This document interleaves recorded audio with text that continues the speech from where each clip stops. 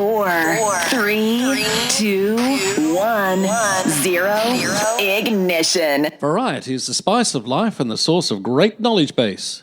This is what our podcasts are full of.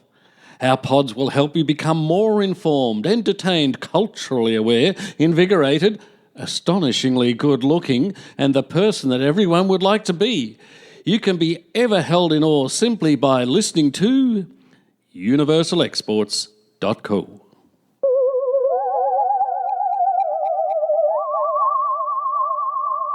And this week we're starting off with the planets Mars and space agencies and communications. NASA and other space agencies are preparing for some downtime in this coming week as communications with Mars are going to be really downgraded, if not cut off altogether. Between about July 27 and August 1, there will be so much radio interference from a solar corona that will be not possible to safely transmit orders to any of the Mars spacecraft, including all of those things that are crawling all over the planet at the moment. This is due to the fact that there will be a conjunction between the red planet and Earth itself, which means all radio communications will be badly affected by the biggest radio emitter that there is, which is our Sun. There are currently 8 missions from the United States, Europe and India orbiting in or on the surface of Mars, and they keep in touch with various mission controls through the tightly beamed radio signals that are designed to convey commands and data, as well as tracking signals for the spacecraft's antenna to lock onto. Keeping communications between Mars and Earth over distances of millions of miles is hard enough, but when the orbital positions of the two planets are on the opposite sides of the Sun, things get a little bit difficult indeed. As I said, the Sun is the most powerful radio source in the solar system, and it's going to punch out stuff so strong that it will cause communications to break down, if not be lost entirely. Even though the Marses will be in conjunction for only a short time, the Sun's corona extends far into space, and its hot ionised plasma seriously interferes with the signals on the days before and after the events. This is a situation that has occurred every 26 months or so. Mariner 9 went into orbit around Mars in 1971. The standard procedure is to partly suspend communications from Earth. During this time, the orbiters and landers are put into autonomous mode.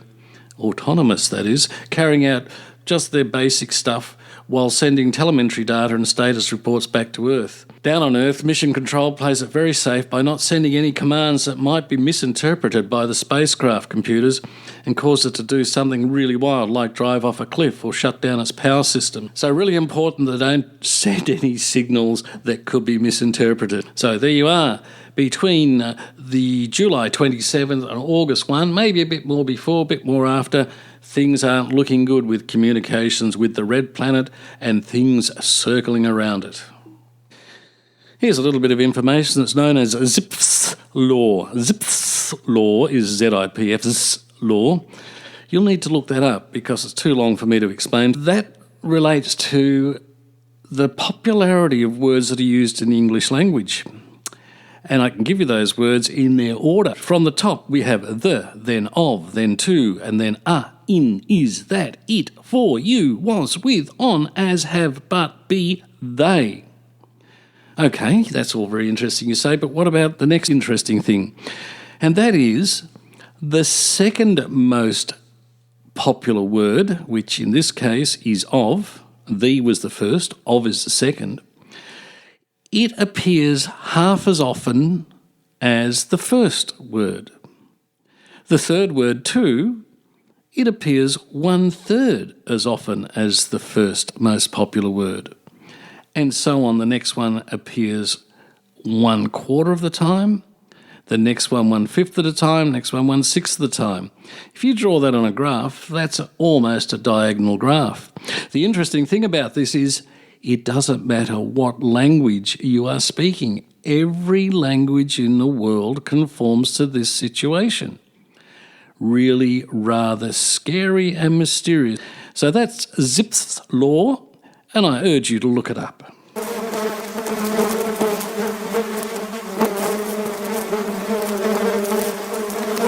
Now there's a sound that I bet made your skin crawl, and so it should do.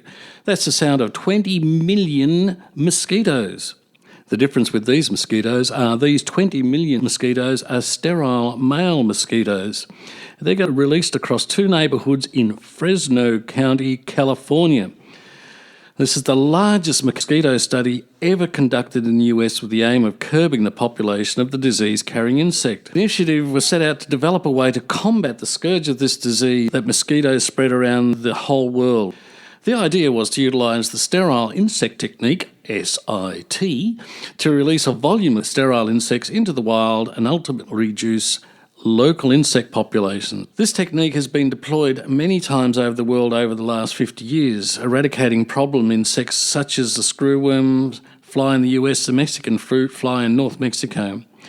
And generally this sterilisation process involves using radiation, but there has been found to be an ineffective in mosquitoes. So the scientists have turned to a naturally occurring bacterium called Wolbachia.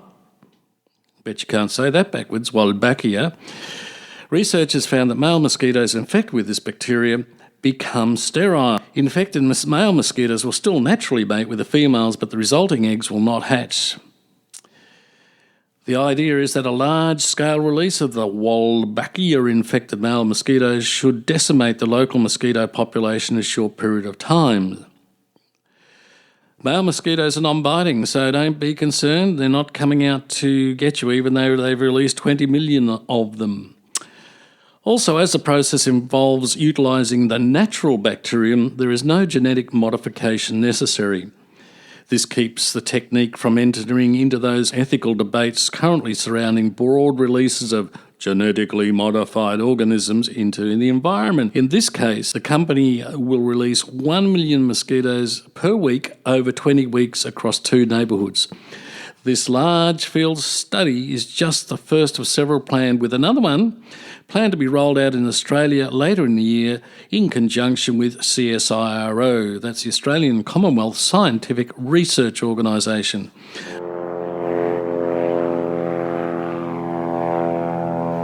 Couldn't find a sound effect that was totally appropriate for this next little piece of information that I'm sure some of you would be really interested to know about. I remember back when I was just a little tacker and the televisions were 17 inches and they were black and white, and seeing ridiculous film footage of funny-looking aircrafts that looked like bathtubs or whirligigs or ridiculous motorbike things with wheels on. And we've all seen those in bits and pieces over the years, but they've always been hard to find when you try to look them up on any particular site. So the good news is that NASA has released all these videos. These are of experimental aircraft over the 20th century. NASA's Armstrong Flight Research Centre has begun uploading the entire historical archive to YouTube, making hundreds of videos highlighting these different flight tests and strange planes. They're the ones I remember from the past 70 years. Well, I don't quite go back that far, and they're going to be easily accessible. Fans of the experimental aircraft from the 20th century are in for a treat. NASA's Armstrong Flight Research Centre has begun uploading its entire historical archive to YouTube, making these hundreds of videos highlighting the different test flights and strange planes easily accessible. Other wonderful archive relics to be found on the channel include footage of the XB-70 Valkyrie, a giant supersonic bird from the 60s capable of getting up to about 70,000 feet and speeds of over 20,000 kilometres an hour. At this stage, there are about 300 videos on the channel, with another 200 odd to be uploaded over the next coming days. The big problem though, and be warned, once you get into this, it's like disappearing down the rabbit hole, and you will be there for hours and hours, days and days, and weeks. But enjoy.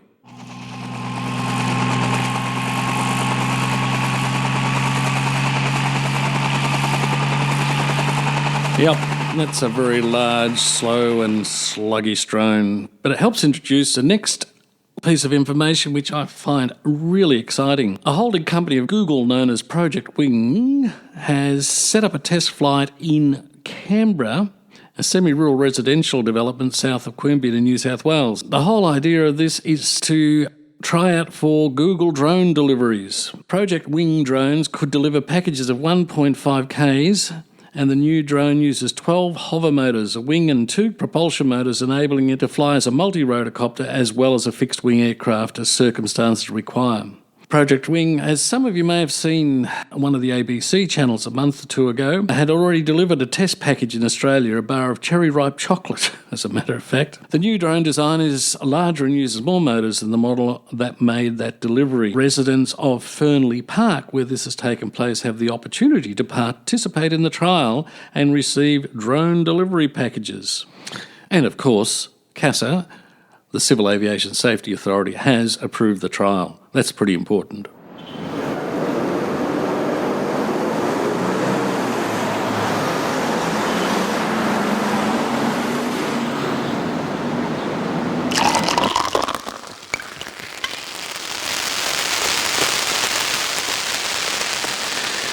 Turning to things a bit closer to home, if you're in Melbourne, you would be very much aware of the hotel on the corner of Flinders and Swanston Street, Young and Jackson's. That's number 1 Swanston Street.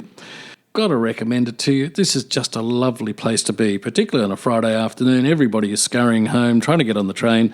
You sit there, relax. If you get the right window, that's the one looking out on the corner, you can watch all that happening down below while you just relax and enjoy the day.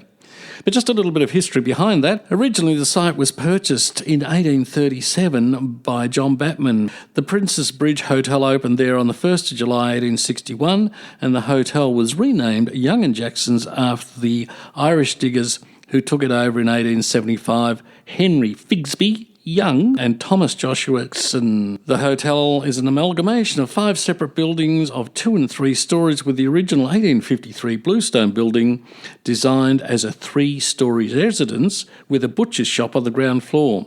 It was later extended in the 20s, and since the 20s, the exterior hotel has been dominated by large advertising signs even today, and even those moving ones. More particularly, the hotel probably is well known for the nude painting of Chloe, painted by Jules-Joseph Lefebvre in 1875.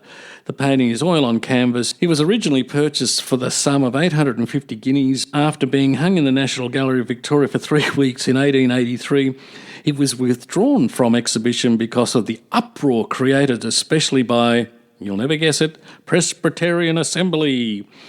It was bought for the Young and Jackson's Hotel in 1908 for £800, and it was damaged in 1943 by the American servicemen who threw a glass of beer at it.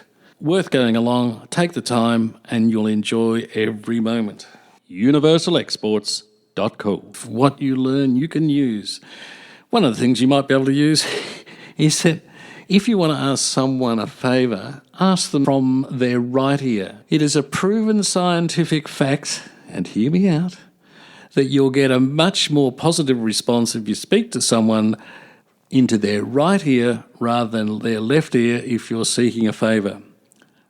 Try it out. UniversalExports.co, where variety is the spice of life. What you learn, you can use.